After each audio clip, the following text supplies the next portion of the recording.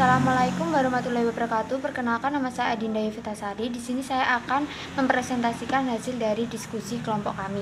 Pertama, dengan beranggotakan 1. Aulianisa dengan akhiran NIM 026, kedua Elisia dengan akhiran NIM 027, dengan Hilmah akhiran NIM 029, dan Adinda dengan NIM 030. Pertama, pengertian pengawasan. Pengawasan adalah proses dalam penetapan ukuran kinerja dan pengambilan tindakan yang dapat mendukung pencapaian hasil yang diharapkan sesuai dengan kinerja dan telah diterapkan. Pengawasan adalah proses untuk memastikan bahwa segala aktivitas yang terlaksana sesuai dengan apa yang telah direncanakan. Lalu ada tujuan dari fungsi pengawasan. Memiliki konsep dasar yaitu fungsi pengawasan adalah fungsi manajemen yang diarahkan untuk melakukan pengawasan atas apa yang telah direncanakan dan bagaimana langkah-langkah koreksinya. Fungsi dari pengawasan memiliki arti yaitu mengontrol, mengendalikan, mengevaluasi, menilai atau mengukur dan mengoreksi. Beberapa gejala yang memerlukan pengawasan. 1. Adanya penghamburan dan inefisiensi biaya yang melebihi anggaran. 2. Tidak terorganisasinya setiap pekerjaan dengan baik. 3. Banyaknya pegawai atau pekerja yang menganggur. 4. Berkurangnya kas perusahaan. 5. Ketidakpuasan pegawai atau teridentifikasi dari adanya keluhan pegawai, produktivitas kerja yang menurun, dan lain sebagainya.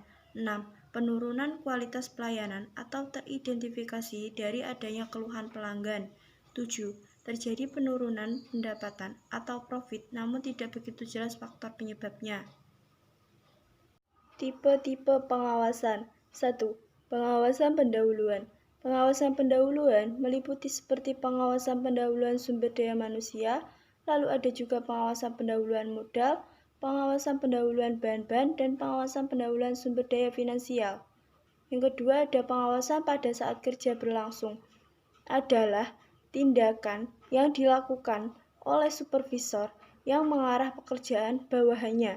Direksi berhubungan dengan tindakan para manajer untuk berupaya mengajarkan para bawahan bagaimana cara yang baik untuk menerapkan metode atau standar SOP. Selain itu, mengawasi pekerjaan harus disesuaikan dengan standar yang ada, supaya hasil yang diharapkan sesuai dengan cita-cita.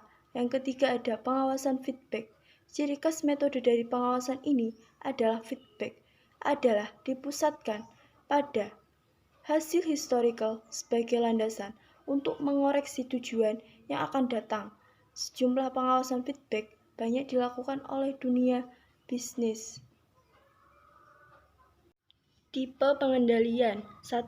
Pengawasan pendahuluan. Pengawasan ini didesain untuk mendeteksi penyimpanan dari standar tertentu dan memungkinkan perbaikan dilakukan sebelum seluruh tahap kegiatan tersebut diselesaikan.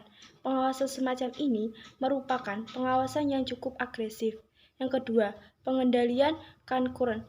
Tipe pengendalian ini dilakukan selama kegiatan masih berlangsung. Tipe-tipe ini merupakan pengendalian di mana suatu kegiatan akan terus dilanjutkan atau tidak apabila persetujuan atau ada kondisi tertentu yang harus dipenuhi. Yang ketiga, pengendalian umpan balik. Pengendalian ini mengevaluasi hasil-hasil yang telah terjadi dalam suatu kegiatan.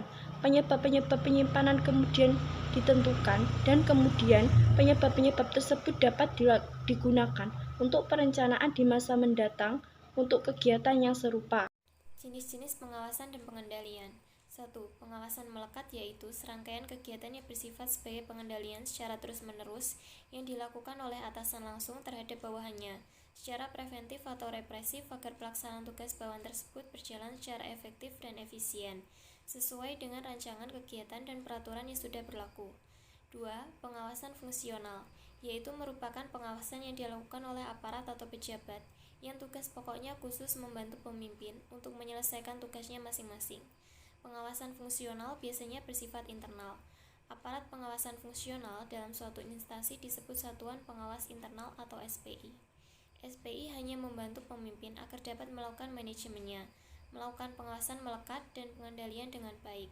SPI tidak berwenang mengambil tindakan sendiri, harus koordinasi dengan pemimpinnya terlebih dahulu. 3. Pengawasan teknis fungsional yaitu di setiap instansi berkewajiban untuk melakukan pengawasan agar kebijakan-kebijakan negara sesuai dengan bidang tugas pokoknya masing-masing, ditaati oleh semua masyarakat dan aparatur pemerintah tak terkecuali. Pengawasan ini merupakan konsekuensi dari pelaksanaan dasar fungsionalisasi dan merupakan fungsi lini atau operasional dari instansi tersebut.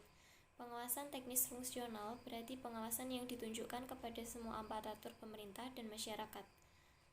4. Pengawasan legislatif, yaitu pengawasan yang sering disebut dengan pengawasan politik, merupakan fungsi yang dimiliki parlemen di samping fungsi legislasi dan budgeting. Ditunjukkan pada pengawasan terhadap Undang-Undang 1945, hukum dan peraturan pelaksanaan yang termanifestasikan pada interpelasi, hak angket, dan hak menyampaikan pendapat. 5.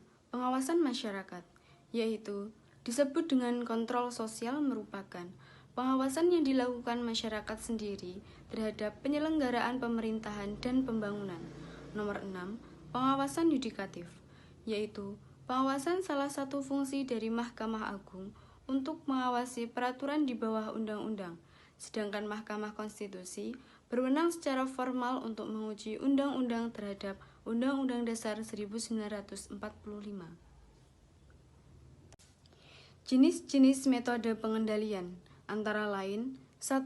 Pengendalian pratindakan. Pengendalian pratindakan memastikan bahwa sebelum suatu tindakan diambil, maka sumber daya manusia, bahan dan keuangan yang diperlukan telah dianggarkan. Yang kedua, pengendalian kemudi atau pengendalian umpan ke depan. Pengendalian kemudi dirancang untuk mendeteksi penyimpangan-penyimpangan dari standar atau tujuan tertentu dan memungkinkan tindakan-tindakan perbaikan diambil tertentu dirampungkan. 3. Pengendalian penyaringan. Pengendalian penyaringan merupakan suatu proses di mana aspek-aspek spesifik dari suatu prosedur harus disetujui atau syarat tertentu harus dipenuhi sebelum kegiatan dapat dilanjutkan. Pengendalian penyaringan menjadi sangat berguna sebagai alat pengecekan ulang. Yang keempat, pengendalian purna tindakan. Pengendalian purna tindakan mengukur hasil-hasil dari suatu tindakan yang telah dirampungkan.